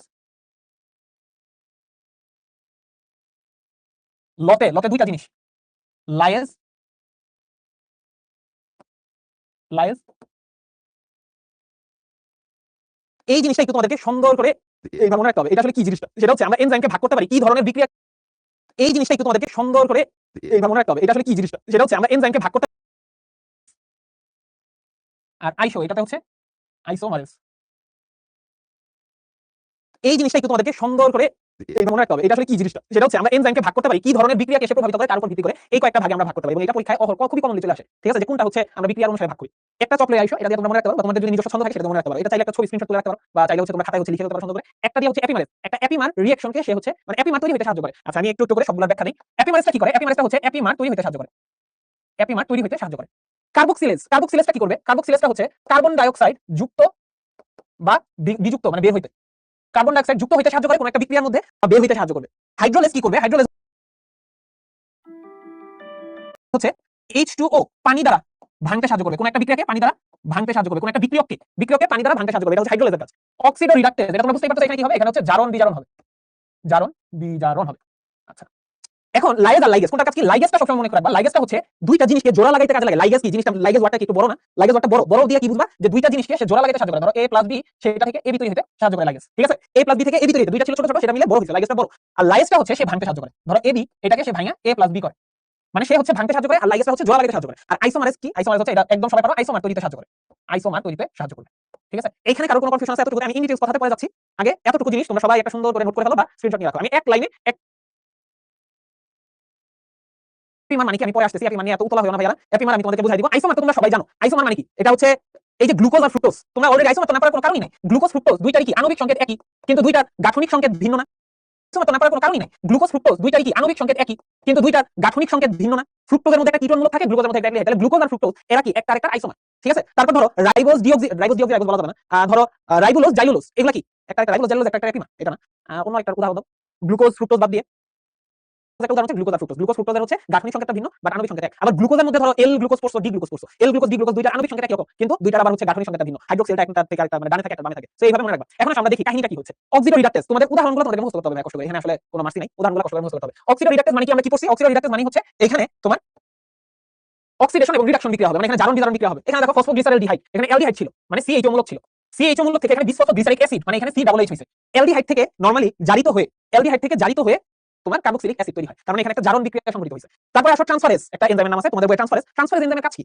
ট্রান্সফারেজ এনজাইমের কাজ সহজভাবে মনে রাখবা এ ট্রান্সফার করে কিছু জিনিস ট্রান্সফার করে এ হচ্ছে ট্রান্সফার করে। এখানে ট্রান্সফারের বিষয়টা হচ্ছে এখানে দেখো এই যে গ্লুটামিক অ্যাসিড অক্সালোঅ্যাসিটিক অ্যাসিড, এখানে যেটা হয় এই ট্রান্সফারের সময় এই বিক্রিয়াটাকে তোমাদেরকে একটু দেখাই দিই, দাঁড়াও একটু তোমাদের ট্রান্সফারের বিক্রিয়াটা আরএস এখানে কি ট্রান্সফারের গুরুত্বপূর্ণ বিষয় হচ্ছে এখানে তোমরা এটা একটু বড় করে দেখাই। ধরো একটা এটিপির মধ্যে কি এডিনোসিন ট্রাইফসফেট, তিনটা ফসফেট গ্রুপ আছে। এখন এই এটিপির একটা ফসফেট আমি যদি এই গ্লুকোজের মধ্যে ট্রান্সফার করি তাহলে এখানে কি আসবে, আমার একটা ফসফেট ট্রান্সফার হয়ে যাবে। এটা হচ্ছে এক প্রকারের ট্রান্সফারেজ রিঅ্যাকশন, ঠিক আছে? এখানে ট্রান্সফার হচ্ছে এবং এখানে এটিপি খরচ হয়, ঠিক আছে? ট্রান্সফারেজ রিঅ্যাকশনে নরমালি এটিপি খরচ হয়। আচ্ছা, হাইড্রোলাইটিক বা হচ্ছে তোমার হাইড্রোলেজ এনজাইম, এটা আমি অলরেডি বলছি এখানে কি হয় কাহিনী, এই যে পানি দিয়ে ভাঙন হবে, H2O দ্বারা ভাঙবে, ঠিক আছে? H2O দ্বারা ভাঙবে। এখানে দেখো কি হয়েছে, সুক্রোজ। এই সুক্রোজটা কি করবে, এই যে এই জায়গায় পানি আছে, এই পানি দিয়ে সুক্রোজটা কি ভাঙবে, ভাঙে কি সুক্রেজ এনজাইম, সুক্রেজ এনজাইম আমি একটু আগে পড়ে আসছি না, দেখছো তো সুক্রেজ এনজাইম। এই সুক্রেজ এনজাইমটা হচ্ছে এক ধরনের হাইড্রোলেজ এনজাইম বা হাইড্রোলাইটিক এনজাইম। এরা কি করবে, সুক্রোজকে ভাঙবে। সুক্রোজকে ভাঙলে আমরা কি পাইছিলাম ছোটকালে, গ্লুকোজ আর ফ্রুক্টোজ পরে আসছি। এরপরে আসলে লাইজ এনজাইম। আচ্ছা, এখন এই লাইজ এনজাইমের মধ্যে এখানে তোমার একটা দেখো লাইজ এনজাইমটা আমি কি বলছি তোমার এখানে, যে এরা হচ্ছে ভাঙে, এরা ভাঙে, এখানে ভাঙে। ভাঙে কিভাবে ভাঙে, এখানে হচ্ছে দেখো এই যে একটা যৌগ, এই যৌগটা ভাঙা এখানে একটা যৌগ তৈরি হয়েছে, এখানে আরেকটা যৌগ তৈরি হয়েছে, মানে দুইটা যৌগ এখানে তৈরি হবে, ঠিক আছে? লাইজ এনজাইমে হচ্ছে তোমার একটা বড় যৌগ সে ভাঙা দুইটা নতুন যৌগ তৈরি হবে, এটা হচ্ছে লাইজ এনজাইমের কাজ। আইসোমারেজ এনজাইম, আইসোমারের মধ্যে এই যে দেখো গ্লুকোজ ছিল, এই গ্লুকোজটা ফ্রুক্টোজে কনভার্ট হয়ে গেছে, এটা ফ্রুক্টোজ, ঠিক আছে? এটা fructose, glucose 6 phosphate, fructose 6 phosphate. Glucose আর ফ্রুক্টোজ আমি অলরেডি বলে আসছি, একটা একটা আইসোমার। লাইগেজ এনজাইম, লাইগেজ এনজাইমে কি হবে, এই যে দেখো লাইগেজ এনজাইমে কি হইছে, গ্লুটামিক অ্যাসিডের সাথে আমি যখন অ্যামোনিয়া, এই দুইটা যুক্ত হয়ে কি তৈরি করবে, গ্লুটামিন তৈরি করবে এবং বিনিময়ে এটিপি খরচ হবে, ঠিক আছে? বিনিময়ে এটিপি খরচ হবে, ঠিক আছে? বুঝতে পারছি, বুঝতে পারছো বাচ্চারা? আচ্ছা, এখানে একটা জিনিস, ঠিক আছে, ওকে, বুঝতে পারছি, এতটুকু বুঝছো লাইগেজ এনজাইম কেমন হইছে, লাইগেজ এনজাইম কেমন হইছে, এটা বেসিক প্রিন্সিপাল হচ্ছে এতটুকু, ঠিক আছে? লাইগেজ মানে লাইগাজা, আচ্ছা, বুঝতে পারছি।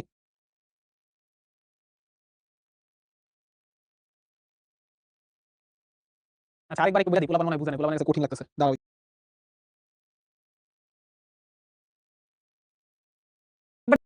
সরি, বিক্রিয়া কি কি আছে সেটা তো তোমরা বুঝতে পারছো একবার, ঠিক আছে? যে এখানে এপিমারেজ আছে বুঝায় তোমাদেরকে এই জিনিসটা তো তোমরা সবাই বুঝছো মোটামুটি, যে এখানে কি কি কাহিনী আছে। আচ্ছা, এখানে একটা নাম আমি বাদ দিয়ে গেছি, সেটা হচ্ছে এই যে এখানে যে টা দিয়ে কিন্তু হচ্ছে ট্রান্সফারেজ বুঝায়, ঠিক আছে? টা দিয়ে হচ্ছে ট্রান্সফারেজ, টা দিয়ে হচ্ছে ট্রান্সফারেজ।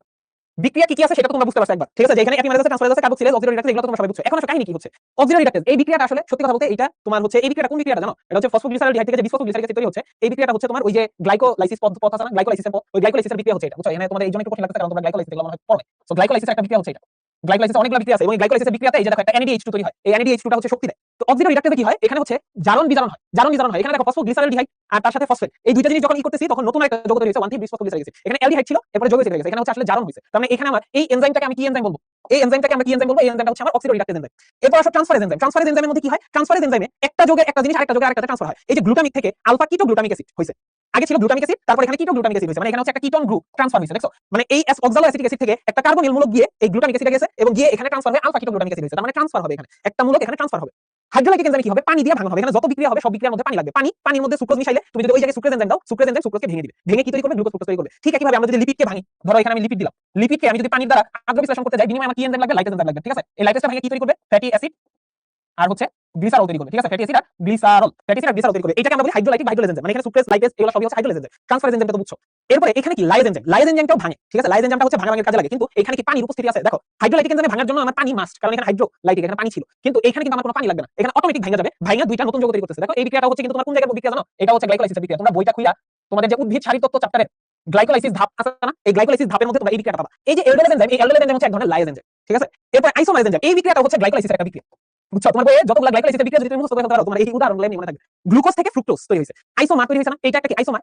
আর লাইগেজ এনজাইমে কি হচ্ছে, গ্লুটামিক অ্যাসিড এবং অ্যামোনিয়া, এখানে দুইটা জিনিস জোড়া লাগতেছে, লাইগেজের মধ্যে আঠার মতন চিন্তা করো, দুইটা জিনিস জোড়া লাগে। এবং লাইগেজ এনজাইমের একটা বিশেষত্ব হচ্ছে, সবসময় মনে রাখবা, লাইগেজ এনজাইমে দুইটা জিনিস জোড়া লাগাইতে শক্তি দরকার হয়, কারণ তুমি যদি দুইটা জিনিসকে জোড়া লাগাইতে চাও, বাইরে থেকে কি দিতে হবে, ফোর্স দিতে হবে না? এই যে দেখো এটিপি দিয়ে তোমার এই জোড়া লাগার কাজটা ঘটে। তার মানে লাইগেজ এনজাইমের জন্য অলওয়েজ আমার এটিপি উপস্থিতি থাকা অনেক বেশি গুরুত্বপূর্ণ। লাইগেজ এনজাইম এটিপি উপস্থিতিতে দুইটা জিনিসকে জোড়া লাগায়, ঠিক আছে? তো এই হচ্ছে তোমার কাহিনী। এখন এপিমার জিনিসটা আমি একটু তোমাদেরকে সুন্দর করে বুঝাই দিই, যে এপিমার জিনিসটা কি। এপিমার ছোট করে সুন্দর করে তোমাদেরকে এপিমার জিনিসটা একটু বুঝাই দিই।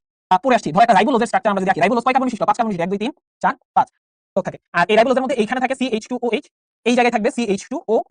রাইবোলোজ ধরো ফসফেট, রাইবোলোজ ফসফেট, ঠিক আছে? এখন তোমরা একটু এখানে খেয়াল করে দেখো, এখানে একটা হাত আছে, এখানে একটা হাত আছে। এখন তোমরা আমারে বলো ভাই এখানে কাইরাল কার্বন কয়টা আছে, আমি একটু এই যে জিনিসটা কপি মারি। এখানে তোমরা যারা এখানে উপস্থিত আছো, তোমরা বলো তো এখানে কাইরাল কার্বন কয়টা আছে, কাইরাল কার্বন কয়টা আছে বলতে পারবা? কিছুক্ষণ, আর 5 মিনিট লাগবে, ঠিক আছে? আর 5 মিনিট সময় লাগবে। কাইরাল কার্বন কয়টা আছে বলো? দুইটা কাইরাল কার্বন আছে। কোন দুইটা কাইরাল কার্বন? আমার কাইরাল কার্বন হচ্ছে এখানে একটা কাইরাল কার্বন আছে, এখানে একটা কাইরাল কার্বন আছে, ঠিক আছে? এখানে দুইটা কাইরাল কার্বন আছে। আজান দিচ্ছে 5 মিনিট পরে ক্লাস শেষ করব, 5 মিনিট পরে ক্লাস শেষ করব। এই যে বলতেছে চারটা কাইরাল কার্বন আছে, কেমনে চারটা? এই কার্বনের মধ্যে তো এক দুই হাত হচ্ছে একটা অক্সিজেন দ্বারা বন্ধ, তাহলে তো এটা তো কাইরাল কার্বন হবে না। আর এই কার্বনের মধ্যে দুইটা হাইড্রোজেন আছে, দুইটা সেম জিনিস আছে। কাইরাল কার্বন হইতে হলে কি হইতে হবে, কার্বনের চার হাতে চারটা আলাদা আলাদা জিনিস থাকতে হবে। তার মানে এই দুইটা হচ্ছে আমার কাইরাল কার্বন। এখন আমরা হচ্ছে ডি আর এল গ্লুকোজ যখন বের করতে পড়া শিখছিলাম, তখন আমরা কি পড়ছিলাম বলতো? তখন কিন্তু আমরা একটা জিনিস পড়ছিলাম, সেটা হচ্ছে যে আমার দূরবর্তী কাইরাল কার্বন যেটা, দূরবর্তী কাইরাল কার্বন মানে কোনটা? এখানে দূরবর্তী কাইরাল কার্বন কোনটা? দূরবর্তী কাইরাল কার্বন হচ্ছে আমার এই যে এইটা হচ্ছে দূরবর্তী কাইরাল কার্বন, এটা হচ্ছে দূরবর্তী কাইরাল কার্বন। এই দূরবর্তী কাইরাল কার্বনের যদি ডান সাইডে হাইড্রোক্সিল থাকে তাহলে সেটা ডি, আর যদি বাম সাইডে হাইড্রোক্সিল থাকে সেটা হয়ে যায় এল। আচ্ছা ধরলাম এটা হচ্ছে ডি রাইবোলোস, ঠিক আছে? তাহলে এখানেও ধরো, এখানে আমি ধরলাম হাইড্রোক্সিল লাগাইলাম, হাইড্রোজেন লাগাইলাম, ঠিক আছে? এখন এপিমার জিনিসটা আসলে কি? দেখো এপিমার জিনিসটা আসলে কাজ করে দূরবর্তী কাইরাল কার্বনের ঠিক আগের কাইরাল কার্বন। এই কাইরাল কার্বনে ধরো এখানে তুমি হচ্ছে হাইড্রোজেন দিলা, এখানে হাইড্রোক্সিল দিলা। এখন এই কার্বনের মধ্যে যদি এই দুইটা জিনিস তুমি চেঞ্জ করে দাও, ইন্টারচেঞ্জ করে দাও, তার মানে ধরো এখানে তুমি হাইড্রোজেন দিলা, এখানে হাইড্রোক্সিল দিলা। এখন এইটা এটার এপিমার হয়ে গেছে। এইটাকে আমরা বলি এপিমার, এবং এটার নাম হয়ে যায় তখন হচ্ছে জাইলোলোজ। বুঝছো? জাইলোলোজ, জাইলোলোজ ফসফেট, ঠিক আছে? জাইলোলোজ ফসফেট, এটার নাম হয়ে যাবে জাইলোলোজ ফসফেট। তাহলে জিনিসটা আরেকবার জাস্ট বলি, এখানে আমার কাইরাল কার্বন কয়টা আছে? দুইটা কাইরাল কার্বন আছে। দুইটা কাইরাল কার্বনের মধ্যে আমরা যখন ডি এল বের করছিলাম তখন আমরা কি বলছিলাম? যে দূরবর্তী কাইরাল কার্বনের যেই সাইডে হাইড্রোক্সিল থাকবে তার উপর ডিপেন্ড করে আমরা ডি আর এল বের করি। এখন তাইলে আমি অবশ্যই এই কার্বনকে আমার বাদ দিয়ে হিসাব করতে হবে। আমার বাকি থাকে কয়টা? আর একটা কাইরাল কার্বন থাকে না? এখন এই কার্বনের হাইড্রোজেন বা হাইড্রোক্সিল এইটার স্ট্রাকচারের উপর ভিত্তি করে যদি কোনো কিছু চেঞ্জ হয় তখন সেটাকে বলি এপিমার। যেমন এই কার্বনের বাম সাইডে হাইড্রোক্সিল রাখছি, কিন্তু এই কার্বনের বাম সাইডে কি আছে? হাইড্রোজেন। তাহলে এখানে শুধু এই কার্বনটার মধ্যে আমার চেঞ্জ হচ্ছে। এই একটা কার্বনে যদি আমার কোনো চেঞ্জ হইছে যেহেতু, এই কারণে এইটাকে আমরা বলি এপিমার। একটা আরেকটার এপিমার, মানে কোনো একটা কাইরাল কার্বনে চেঞ্জ হওয়ার কারণে আমার নতুন যে যৌগটা তৈরি হয় সেটাকে আমরা বলি এপিমার, এবং এই বিক্রিয়ায় যে সাহায্য করে সেটাকে আমরা বলি এপিমারেজ এনজাইম। এপিমারেজ এনজাইম, ঠিক আছে? আমি বুঝতে পারছি, মানে একটা কাইরাল কার্বনের মধ্যে চেঞ্জ হওয়ার কারণে নতুন যে যৌগটা তৈরি হয় সেটাকে আমরা বলি এপিমার, একটা আরেকটার এপিমার। বুঝতে পারছি এপিমার কোনটা? এটা হচ্ছে আমার এপিমার, ঠিক আছে? ক্লিয়ার? একটা বের হয়ে যাবে, ঠিক আছে? কার্বন ডাইঅক্সাইডটা বের হয়ে যাবে, এই কারণে এটার নাম হচ্ছে কার্বক্সিলেজ এনজাইম। আর কার্বক্সিলেজ এনজাইম তো তোমরা বুঝছো, এখানে দেখো এই যে কার্বন ডাইঅক্সাইড বের হয়ে যাবে, এখানে কি হবে? কার্বন ডাইঅক্সাইডটা বের হয়ে যাবে, ঠিক আছে? কার্বন ডাইঅক্সাইডটা বের হয়ে যাবে, এই কারণে এটার নাম হচ্ছে কার্বক্সিলেজ এনজাইম। এই যে এপিমারেজ এনজাইমে দেখো জাইলোলোজ 5 ফসফেট রাইবোলোজে কনভার্ট হইছে। তারপর দেখো গ্লুকোজ, এই গ্লুকোজের একটা কার্বনের মধ্যে গ্লুকোজ 6 ফসফেট যুক্ত হইছে। তার মানে এখানে তোমার কি হচ্ছে বলতো? এই জায়গাতে কয় নাম্বার কার্বনের চেঞ্জ হইছে তোমরা বলতে পারবা? এখানে আমার একটা এপিমারেজ এনজাইম ইউজ করা হইছে, কিন্তু এখানে কোন মানে জায়গাটাতে কয় নাম্বার কার্বনের চেঞ্জ আসছে? এখানে 6 নাম্বার কার্বনে আমি চেঞ্জ নিয়ে আসছি, ঠিক আছে? স্ট্রাকচার চেঞ্জ হইছে, একটা ফসফেট যুক্ত হইছে, এই আর কি। মোটামুটি এতটুকু। আচ্ছা আচ্ছা, মোটামুটি এগুলা অক্সিডারি রিডাকটেস ট্রান্সফারেজ হাইড্রোলাইজ লাইজ এটা তো মোটামুটি বলছি। বিক্রিয়ার প্রস্তুতি, কার্যকরীমূলক স্থানান্তর হয়, আদ্র বিশ্লেষণ হয়, সুক্রেজ লাইপোলাইটিক কার্বন ডাইঅক্সাইড অনু এপিমারে পরিণত করে ফসফোরাইলেজ। ও আচ্ছা, এখানে একটা কাহিনী বলছে, এখানে একটা ঝামেলা করছে, সেটা হচ্ছে এটা কিন্তু এপিমারেজ এনজাইম না। এটা কি এনজাইম বলতো? এটা ঠিক করে নিও, ফসফোরাইলেজ এনজাইম। ফসফোরাইলেজ এনজাইম, এটা কিন্তু এপিমারেজ নষ্ট হয়ে গেছে। এখানে কি এই যে এটিপি, এই এটিপিটা কিসে কনভার্ট হচ্ছে? এডিপি তে কনভার্ট হচ্ছে না, একটা ফসফেট এখানে যুক্ত হইতেছে। এই যে হেক্সোকাইনেজ, আমি তোমাদেরকে বলে আসছি না যে কাইনেজ মানে কি? এখানে এটিপি ইউজ হবে, কাইনেজ মানে এখানে এটিপি ইউজ হবে। এটিপি ভেঙে একটা ফসফেট গ্লুকোজের সাথে যুক্ত হইছে, গ্লুকোজের সাথে যুক্ত হওয়ার কারণে এখানে গ্লুকোজ 6 ফসফেট হইছে। এখানে যেহেতু ফসফেট গ্রুপ যুক্ত হইছে এই কারণে এই এনজাইমটার নাম হচ্ছে ফসফোরাইলেজ এনজাইম, ঠিক আছে? শেষ, আমাদের মোটামুটি পড়া শেষ। এখানে আসলে তেমন কিছু লাগবে না, এগুলো একটু হালকা পাতলা দেখে নিলেই তুমি পারবা। জাইমেজ এনজাইম, হাইব্রিড দাবি, ব্যবহারিক জীবনে এনজাইমের প্রয়োগ, এটা তেমন একটা লাগবে না। মানে এটা তুমি হচ্ছে তোমাদের এটা একটু রিডিং করতে হবে। এখানে আসলে মানে আমি তোমাদেরকে পড়া দেওয়ার তেমন কিছু খুঁজে পাচ্ছি না এখানে। এগুলো তোমাদের একটা করে রিডিং করতে হবে। জাইমেজ এনজাইম কি করে, লাইপেজ এনজাইম কি করে, এই যে লাইপেজ এনজাইম কি করবে আমি কি বলছি? লিপিডকে ভাঙা ফ্যাটি অ্যাসিড আর গ্লিসারল তৈরি করবে, ঠিক আছে?